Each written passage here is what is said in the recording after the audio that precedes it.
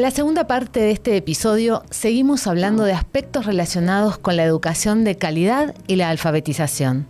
Nos comunicamos con María Eugenia Duque, rectora del Colegio Fontán Capital, para conocer en particular una experiencia de Colombia, que ha tenido un importante crecimiento en distintos países de América y de España. Bienvenida María Eugenia, gracias por acompañarnos. A ustedes mil gracias, un gusto estar aquí, acompañarlos, contarles un poco de mi experiencia. Para mí muy valioso el espacio. Hola María Eugenia, gracias también, te agradezco porque nos acompañes. Bueno, vamos a empezar directamente con que nos cuentes tu experiencia, que es lo más importante para nosotros. Sabemos que hace más de 20 años que trabajas en el Colegio Fontán, o sea que conoces en profundidad y con mucha experiencia y seguramente tenés muchísimas anécdotas de cómo trabajan y por supuesto conoces el método en profundidad. ¿Nos contás un poquito cuáles son los pilares básicos del método que aplican en la escuela y por qué podemos pensar o por qué lo que podemos calificar de un método innovador? Perfecto, sí, mira, llevo 20 años de experiencia en el modelo, en el sistema.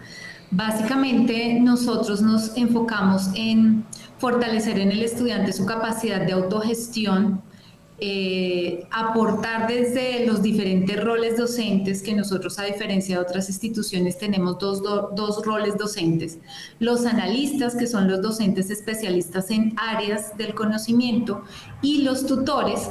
Y lo que hacemos es desde utilizar el conocimiento, más bien las diferentes temáticas, para que el estudiante sea quien construye su propio aprendizaje y sea capaz de plantearse y proyectarse metas en el tiempo, gestionar su propio proceso. Y lo que hacemos desde el rol de analista, que son los docentes especialistas en las áreas, es realmente hacer un acompañamiento y un monitoreo constante al proceso para encontrar fortalezas, potenciar estas fortalezas y estas habilidades y las oportunidades de mejora, convertirlas en una oportunidad para conocer al estudiante y que él sea capaz de descubrir lo que realmente él puede hacer. Nosotros somos como educadores mediadores en ese proceso. Llevamos al estudiante a que el día a día planee metas y proyecte su trabajo en el tiempo. Básicamente es, digamos que un trabajo diferente en el sentido que somos ese puente para que el estudiante sea capaz de descubrir su potencial y nosotros dentro del rol o analista o tutor aprovechar esos gustos o esos intereses para realmente hacer y ofrecer al estudiante un escenario de disfrute del aprendizaje. Básicamente es eso. Bien, María Eugenia, te quería preguntar puntualmente cómo trabajan en este contexto los temas relacionados con la alfabetización, pero comprendiéndola un poco con esto que vos decías del concepto amplio en relación al aprendizaje a lo largo de la vida de los estudiantes y la alfabetización en distintos ámbitos de la sociedad. ¿Cómo manejan ese abordaje? Sí, digamos que nosotros, entendiendo que la alfabetización, pues, no solamente es desarrollar habilidades de lectoescritura y demás, es también llevar al estudiante a que a través de esa capacidad que cada uno de ellos tiene, ese gusto, ese interés que va descubriendo dentro de su proceso y dentro de cada vez acercarse de una manera diferente al conocimiento y hoy por hoy a las diversas tecnologías que permiten acceder al conocimiento, el estudiante sea capaz de desarrollar habilidades y herramientas de autogestión de su proceso y se proyecte en términos de tiempo, metas y necesidades personales para ampliar como ese horizonte de sueños y a través del sistema como tal, él realmente encuentre o más bien defina su camino y su proyecto de vida. Entonces es, digamos que una manera de que el estudiante realmente se prepare para el mundo afuera, porque a través del trabajo individual y colectivo, el estudiante es capaz de proyectar su tiempo de finalización de un grado. Es decir, nosotros claramente definimos unos estándares y unos requisitos mínimos para cada uno de los grados, pero es el estudiante en quien pone eso en el tiempo y todo su potencial lo pone al servicio de esto.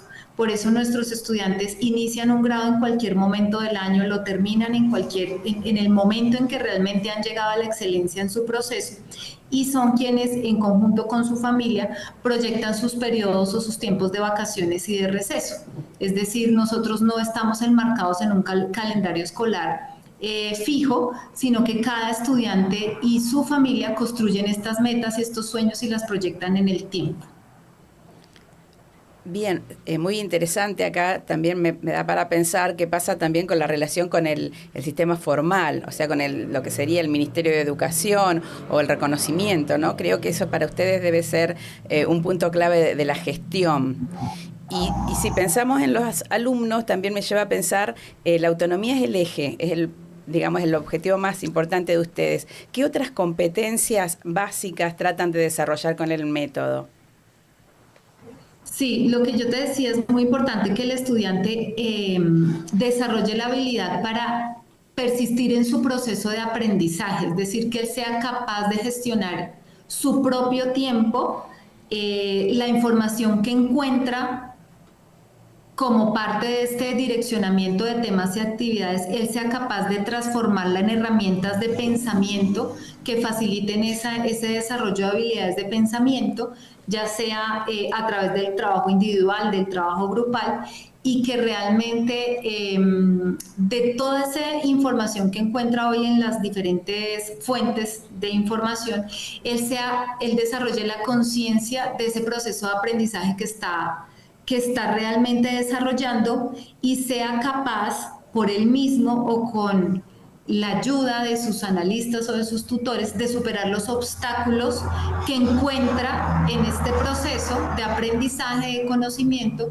cuando se enfrenta a descubrir nuevas temáticas o a desarrollar nuevas habilidades, que sea él mismo capaz de encontrar a través de un proceso de autorreflexivo, obviamente acompañado de los analistas, porque la autonomía es un proceso que se construye, el estudiante sea capaz de identificar qué variables afectaron el desarrollo de esas habilidades, qué obstáculos encontró en el camino en términos de tiempo, de su gestión, de sus mismas rutinas de aprendizaje, de la diversidad de información que encuentra, qué obstáculos encontró y frente a esos obstáculos, él qué postura tuvo y cómo los resolvió. Es decir, que el estudiante sea plenamente consciente de cómo está ejecutando este proceso de aprendizaje y cómo va desarrollando y potenciando habilidades en el tiempo.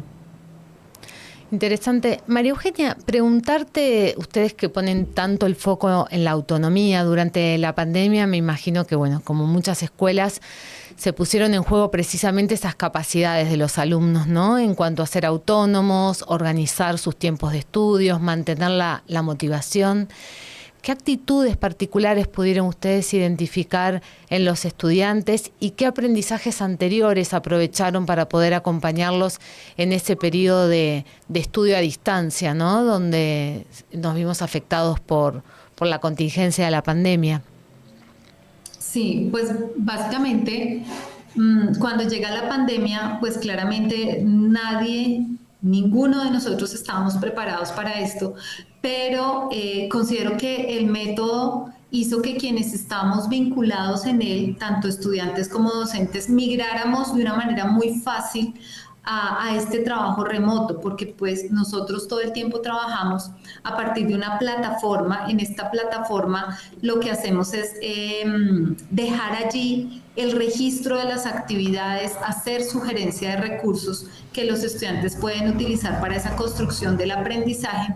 Entonces, migrar al trabajo desde casa a través de medios virtuales fue más fácil que en otros contextos, claramente con los retos que esto implicaba, y era estos estudiantes que su nivel de autonomía aún era insuficiente, buscar también estrategias de convocarlos en grupo, en las mañanas, en actividades que nosotros llamamos de apertura, de llevar al estudiante a que así no tuviera el monitoreo personal, aprovecháramos los medios, las cámaras, posibilidad de llamadas, videollamadas y demás para hacer actividades grupales de conexión con la jornada, de activarnos para el día, de garantizar que estuviéramos allí porque era muy fácil perder los estudiantes. Es decir, si los dejábamos que ellos solos accedieran a la plataforma, trabajaran de manera autónoma,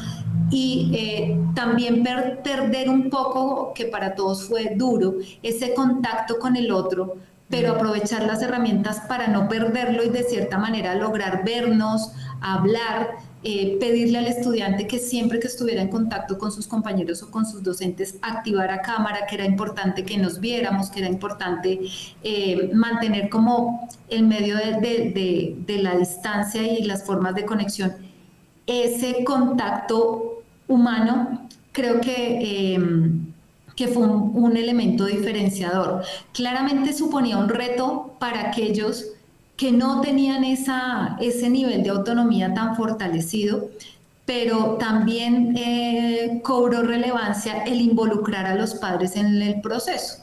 Es decir, buscábamos estrategias para que tuvieran que hacer actividades con sus padres, ya que todos en casa estábamos sí o sí obligados a estar en casa, buscar a través del desarrollo de actividades que involucraran a la familia, que nos hicieran videos, que hicieran entrevistas a sus padres, que hicieran montajes de obras, de actividades que pudieran fortalecer ese vínculo no solamente con nosotros, sino también en casa, dadas estas dinámicas de encierro obligatorio en el que todos nos vimos inmersos.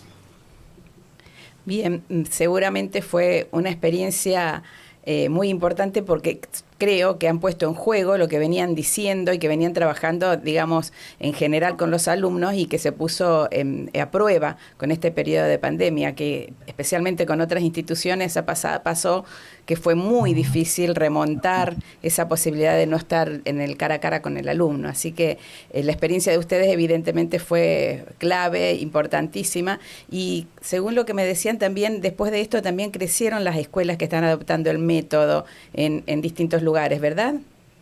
Así fue, sí, porque como les mencionaba al inicio de la pandemia, todos, de pronto incluso en su país, fue difícil migrar a trabajar y no concebíamos la educación de esa manera. Para nosotros fue un poco más fácil realmente migrar a trabajar desde casa, suponía un reto, pero fue menos traumático y menos retador que para otros ambientes educativos.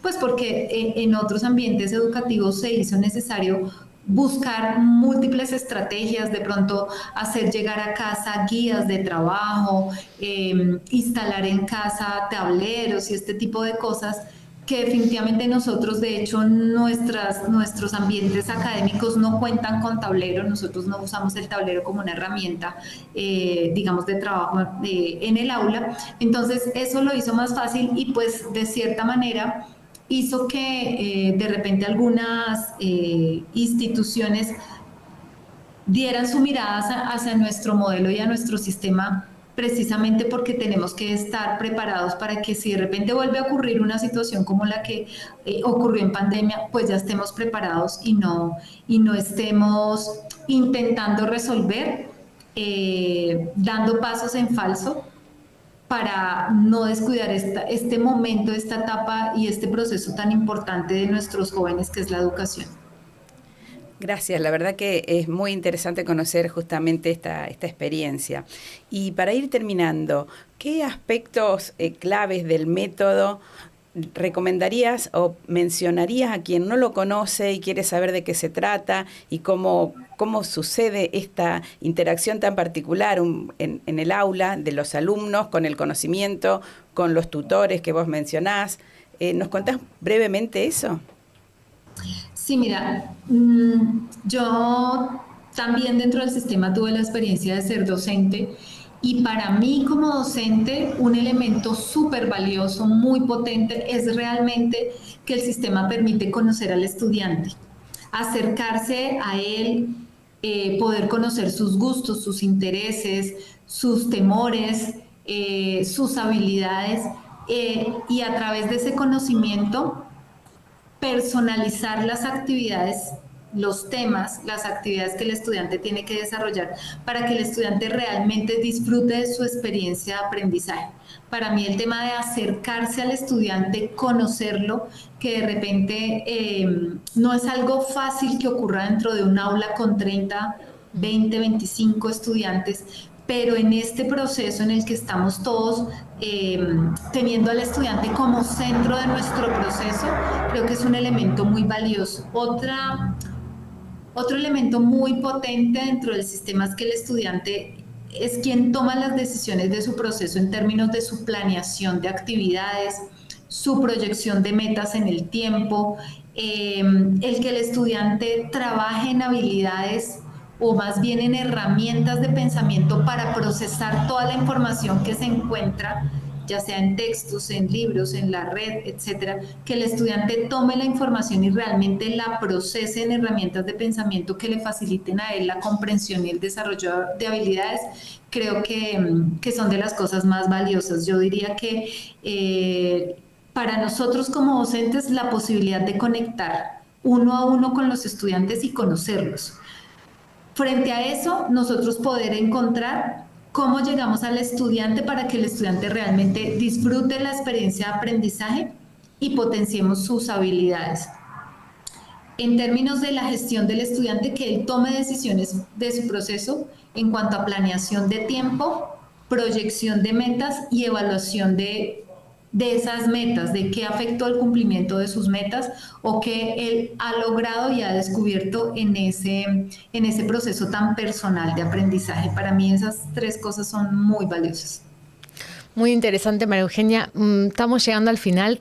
Queremos darte las gracias realmente por acompañarnos y por permitirnos conocer un poco más desde adentro este método tan innovador que pone el foco en la autonomía de los estudiantes y en la calidad educativa. Esperamos poder contar con vos en breve en otro episodio y muchísimas gracias por acompañarnos. Muchas gracias. A ustedes, mil gracias, mil y mil gracias. Siempre dispuesta, atenta a volver a participar. Qué rico. Gracias. Gracias. Para saber más sobre nuestros invitados y especialmente sobre este episodio, te invitamos a visitar nuestra página web www.fundacionsantillana.com, donde además encontrarás cursos, publicaciones, concursos y eventos que realizamos. También podés seguirnos en las redes sociales en español como Fundación Santillana y Fundación Santillana Argentina. Te esperamos en el próximo episodio.